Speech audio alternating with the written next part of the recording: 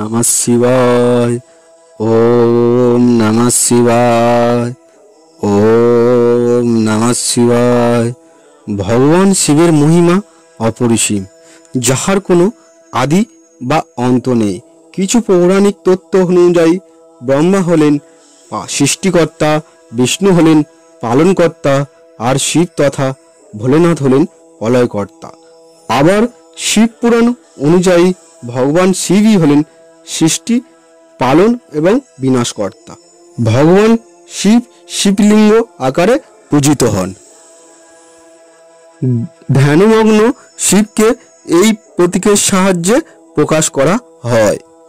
শিবলিঙ্গের শাব্দিক অর্থ হল শিবের প্রতীক। শিবলিঙ্গের ওপরে 3টি সাদা দাগ থাকে, যা শিবের কপালে থাকে, যাকে ত্রিপুণ্ড বলা হয়।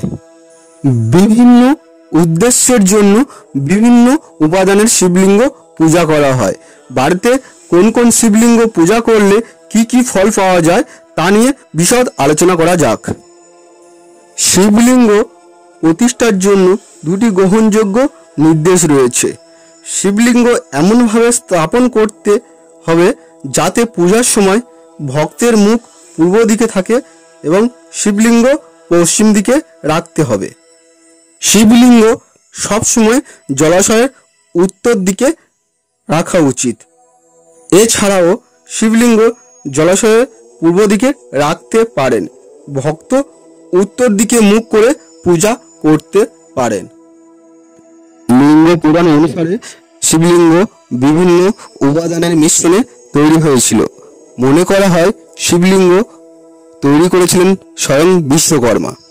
শিবলিঙ্গ সাধারণত 5 প্রকারের হয়ে থাকে।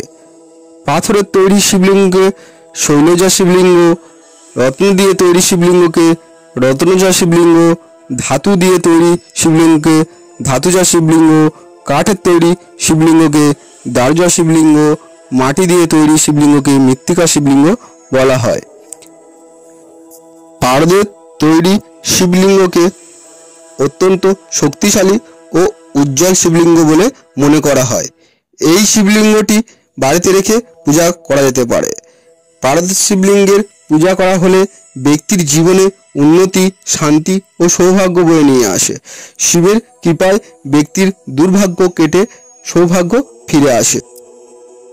আবারও স্ফটিকের তৈরি শিবলিঙ্গেরও বাড়িতে পূজা করা যেতে পারে। এমন শিবলিঙ্গকে নির্গুণ ব্রহ্মার প্রতীক বলে মনে করা হয়।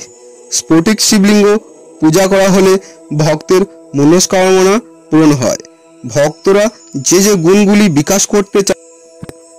আবারও মনে করা হয় বিবাহিত মহিলারা যদি মুক্তো দিয়ে তৈরি শিবলিঙ্গ পূজা করে থাকেন তাহলে তাদের জীবন খুব সুখময় হয়, সাফল্য ও উন্নতি পেয়ে থাকেন পদে পদে যে কোনো কাজে।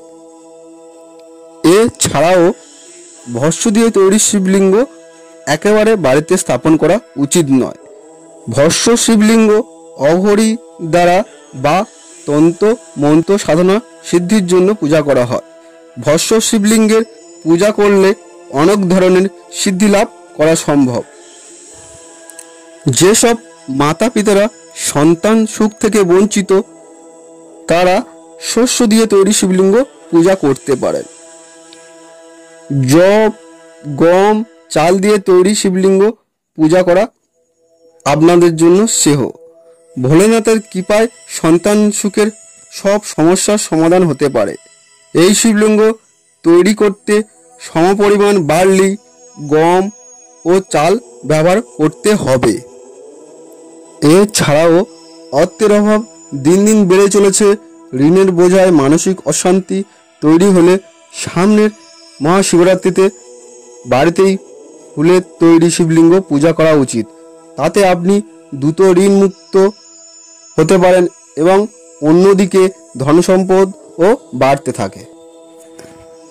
এছাড়াও আরও নিত্য নতুন তথ্যের জন্য আমাদের চ্যানেলটি সাবস্ক্রাইব করুন, শেয়ার করুন এবং লাইক করুন।